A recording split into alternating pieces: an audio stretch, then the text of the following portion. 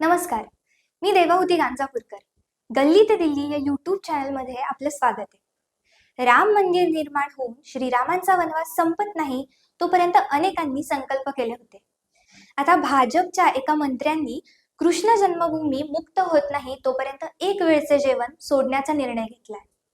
जोपर्यंत कृष्ण जन्मभूमी मुक्त होत नाही आणि तिथे देखील श्रीराम मंदिरासारखे भव्य कृष्ण मंदिर निर्माण होऊन श्रीकृष्णाच्या मूर्तीची प्राणप्रतिष्ठा होत नाही तोपर्यंत आपण एकभुक्त राहू, म्हणजेच दिवसातून एकाच वेळी भोजन घेऊ, असा संकल्प राजस्थानचे शिक्षण मंत्री मदन दिलावर यांनी केलाय.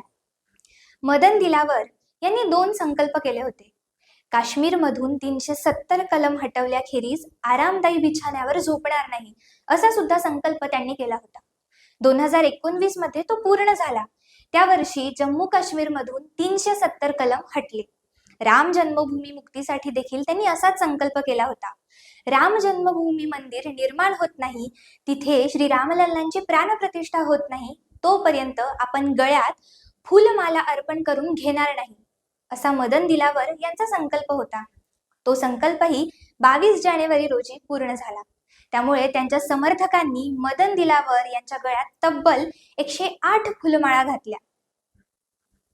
पण मदन दिलावर हा संकल्प पूर्ण करून तिथेच थांबलेले नाहीत, तर त्यांनी याच कार्यक्रमात नवा संकल्प जाहीर केला. हा संकल्प म्हणजेच जोपर्यंत भव्य श्रीकृष्ण मंदिर निर्माण होऊन श्रीकृष्णाच्या मूर्तीची प्राणप्रतिष्ठा होत नाही तोपर्यंत एकभुक्त राहण्याचा.